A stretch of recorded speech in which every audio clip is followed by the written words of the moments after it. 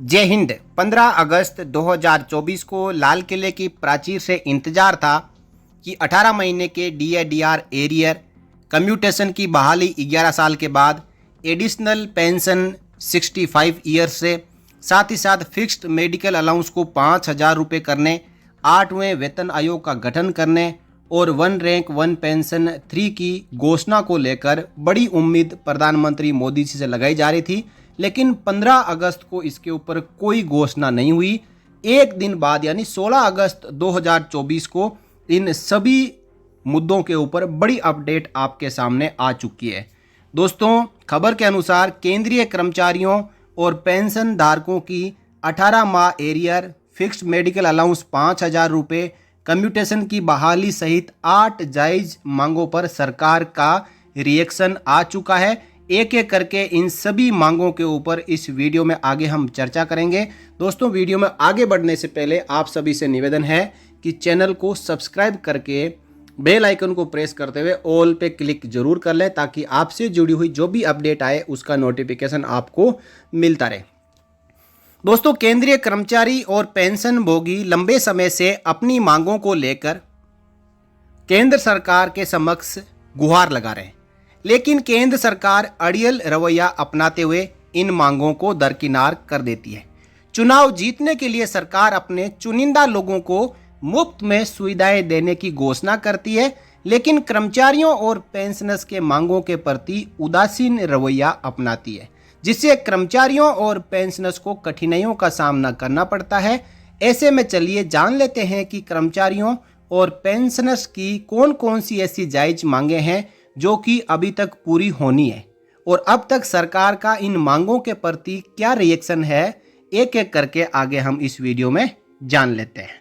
दोस्तों, इस वीडियो में हम कवर करेंगे 18 महीने के डीए बकाया का भुगतान पर क्या अपडेट है, कम्यूटेड पेंशन की वसूली 10 साल 8 महीने के बाद में बंद हो, सेवानिवृत्ति के बाद 5% एडिशनल पेंशन 80 साल की बजाय 65 साल से शुरू हो, फिक्स्ड मेडिकल अलाउंस जो कि अभी 1,000 रुपये मिल रहा है, ये 5,000 रुपये हर महीने हो, सीनियर सिटीजन्स के लिए रेलवे में जो कंसेशन है उसकी फिर से बहाली की जाए, पुरानी पेंशन योजना की बहाली हो, 8वें वेतन आयोग की कमेटी का गठन हो, और ईपीएस 95 पेंशन से जुड़ी हुई भी खबर है, पेंशन पर इनकम टैक्स ना लगे, और सरकार के कदम और पेंशनर्स की अभी स्थिति क्या है।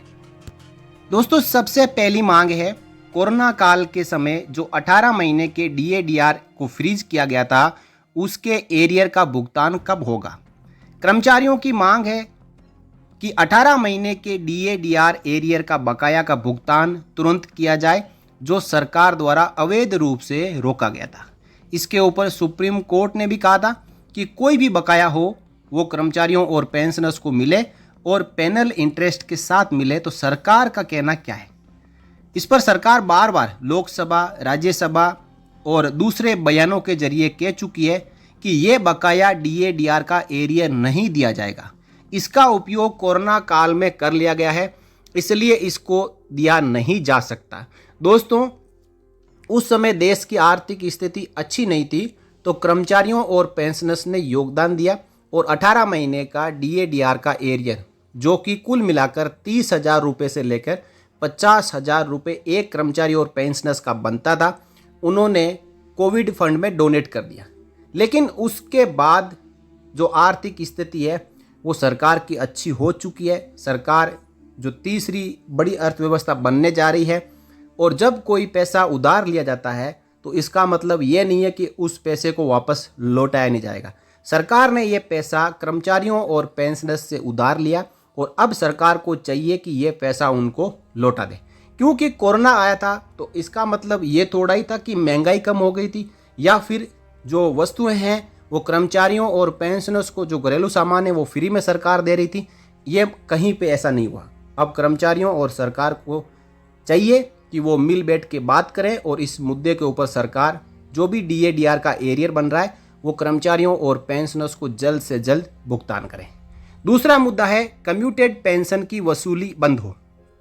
कर्मचारियों पेंशनर्स की मांग है कि कम्यूटेड पेंशन की वसूली 10 साल और 8 महीने में पूरी हो जाती है।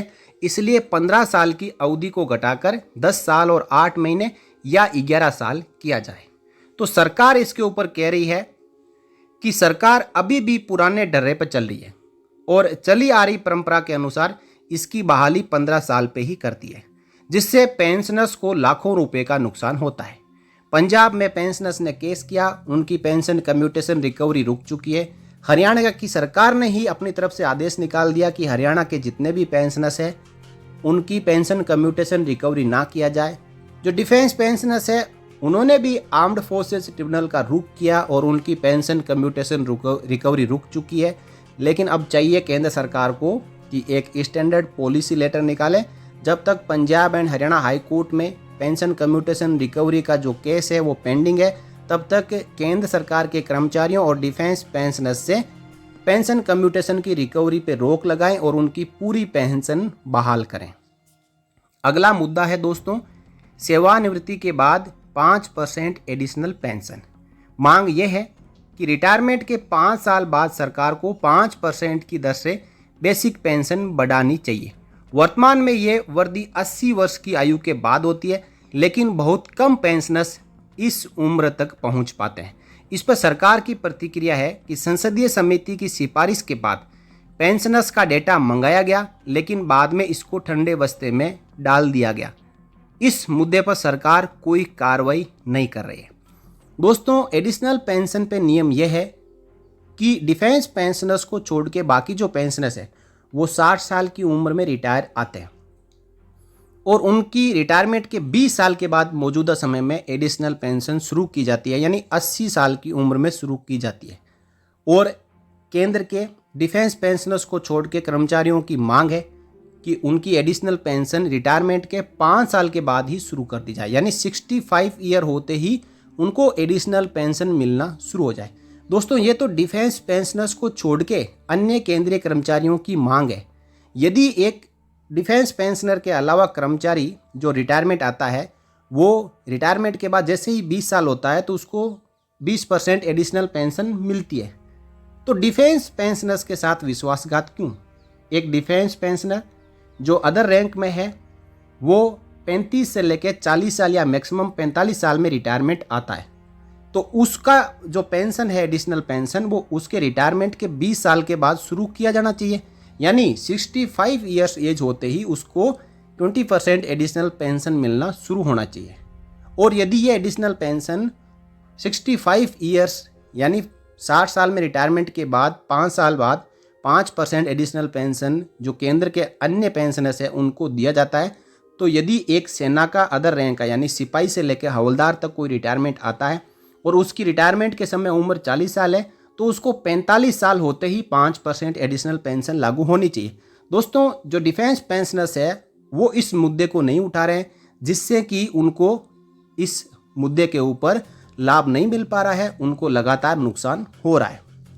तो आगे से जितने भी डिफेंस पेंशनर्स है और जो एक्स सर्विसमैन के यूनियंस है वो इस मुद्दे को अपनी मांग में शामिल करें कि हमें जिस प्रकार केंद्र के अन्य पेंशनर्स को रिटायरमेंट के 20 साल के बाद में 20% एडिशनल पेंशन दी जाती है, तो जो जवान रिटायरमेंट होता है जिस भी साल में, जितने भी साल की उम्र में, मान लो कि 45 में होता है तो 65 में, और 50 में होता है तो 70 में, और 55 में होता है तो 75 में, और यदि 60 साल जो कि अधिकारी होते हैं अदर रैंक PBOR JCOR नहीं होते हैं तो अधिकारियों को आप 80 साल के बाद एडिशनल पेंशन दें यदि कोई 60 साल करके रिटायरमेंट होता है तो इस प्रकार दोस्तों डिफेंस पेंशनर्स की मांग जायज़ है कि रिटायरमेंट की डेट से 20 साल के बाद मौजूदा नियमों के मुताबिक 20% एडिशनल पेंशन मिलनी चाहिए, उस समय एज चाहे कुछ भी हो। डिफेंस पेंशनर्स को सिविलियन पेंशनर्स के साथ में कंपेयर नहीं करना चाहिए। नियम सबके लिए बराबर है कि रिटायरमेंट के बाद और एडिशनल पेंशन शुरू होने के बीच 20 साल का गैप होना चाहिए, तो 20 साल के बाद डिफेंस पेंशनर्स को एडिशनल पेंशन मिलनी चाहिए।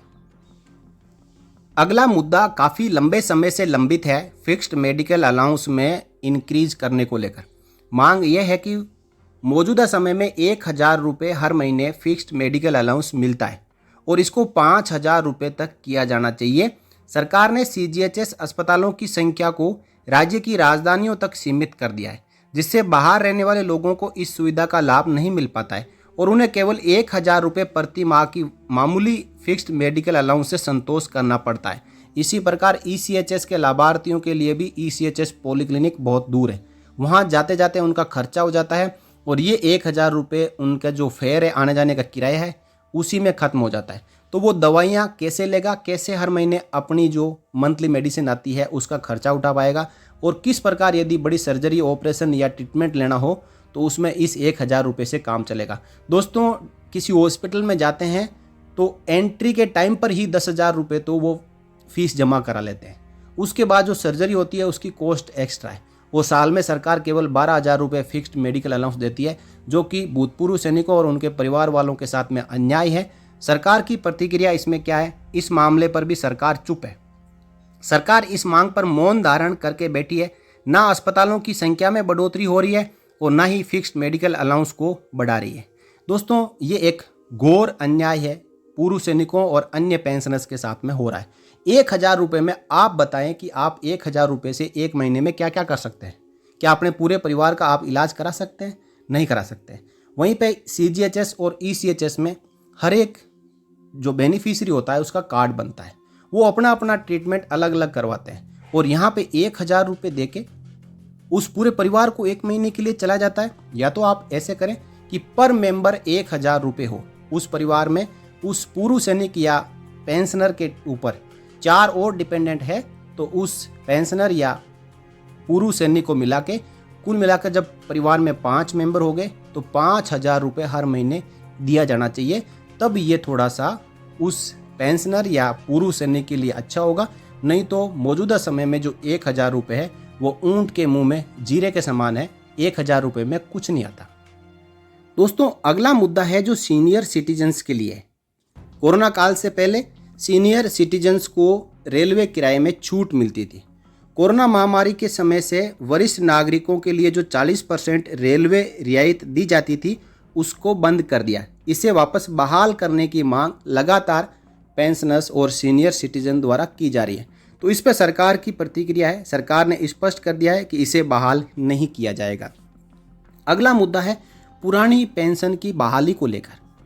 पेंशनर्स की मांग यह है कि 1 जनवरी 2004 के बाद भर्ती कर्मचारियों के लिए NPS लागू है, लेकिन NPS से रिटायर पेंशन भोगियों को मात्र 1,000 रुपये या 2,000 रुपये पेंशन से संतोष करना पड़ता है, जिससे उनकी मांग है कि NPS को ख़त्म करके वापस पुरानी पेंशन बहाल हो।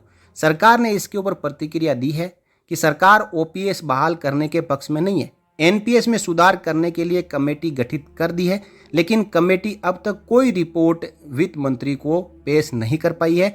कमेटी द्वारा अभी भी अपनी रिपोर्ट को बनाया जा रहा है। जब पेश होगी तो देखने को मिलेगा कि NPS में सुधार किया जा रहा है या फिर पुरानी पेंशन योजना फिर से लागू करने को कोई सरकार का विचार है। बड़ा मुद्दा एक और है।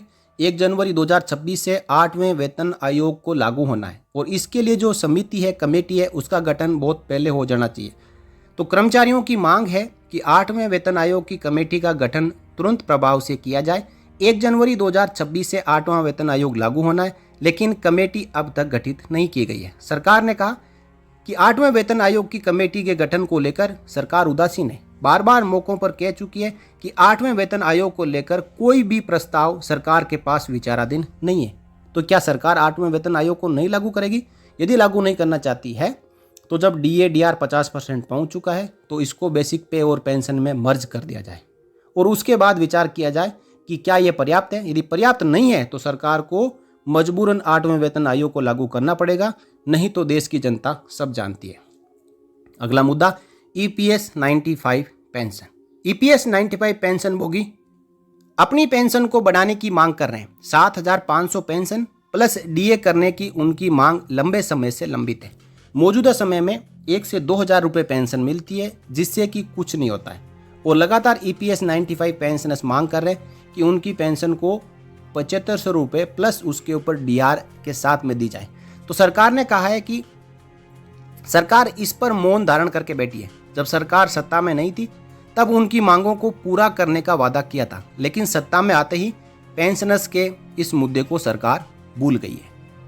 अगला मुद्दा है कि जो पेंशन पे इनकम टैक्स लगता है उसमें छूट हो। मांग यह है कर्मचारियों और पेंशनर्स की कि पेंशन भोगियों की पेंशन पर आयकर नहीं लगाया जाना चाहिए। सरकार की प्रतिक्रिया है कि अभी तक सरकार ने इस मांग पर विचार किया ही नहीं है, तो कब विचार करेगी? सरकार को 10 साल से ज़्यादा सरकार में पद पे बैठे हो गए। क्या सरकार ये चाह रही है कि हम सत्ता से निकल जाए तब वापस से हो अल्लाह शुरू करें और मांग उठाएं और एक बार विश्वास में लेके वोट ले लें और जब सत्ता में फिर से वापस आ जाएंगे तो इसके ऊपर कोई बात नहीं करेंगे? दोस्तों, कर्मचारी और पेंशनर्स सब समझते हैं सरकार के कदम और पेंशनर्स की स्थिति क्या है। इन सभी कठोर कदमों के कारण पेंशनर्स सबसे अधिक पीड़ित है। उन्हें अपनी आय का लगभग 40% कर के रूप में देना पड़ता है। सरकार को इस बात की अच्छी तरीके से जानकारी है कि जो बूढ़े, बीमार और कमज़ोर पेंशनर्स के पास कोई भी मोल भाव की शक्ति नहीं है। इससे सरकार को इन्हें दबाने और अमीर वर्ग व राजनेताओं के शाही जीवन को सुविधाजनक बनाने की पूरी छूट मिल जाती है। दोस्तों, जो मध्यम आय वर्ग है या लो इनकम ग्रुप है, वो अपनी आवाज़ उठाता है तो वो सरकार तक नहीं पहुंचती है। सरकार को केवल उनके वोट चाहिए, उसके बाद वो 5 साल के लिए भूल जाती है। लेकिन जो बड़े अमीर वर्ग के लोग हैं, वो यदि मन में भी बात करें तो सरकार उनकी बात को सुन लेती है और उनकी मांग को पूरा कर देती है। तो अब समय आ चुका है कि जो छोटे तबके के लोग हैं, उनकी बात को सरकार को सुनना चाहिए। नहीं तो लोकसभा चुनाव 2024 में जो घटना घटी है सरकार के साथ में, वो 2029 में फिर से घट सकती है और इस बार सरकार का सफाया हो सकता है। 2019 के टारगेट को ध्यान में रखते हुए अभी से ही केंद्रीय कर्मचारियों और पेंशनर्स को खुश करने के लिए सरकार को उनकी मांगों को मान लेना चाहिए। 8वें वेतन आयोग को लागू कर देना चाहिए। OROP 3 की टेबल को जारी करके पुराने जो OROP 1 और OROP 2 में विसंगतियां उनको दूर कर देना चाहिए।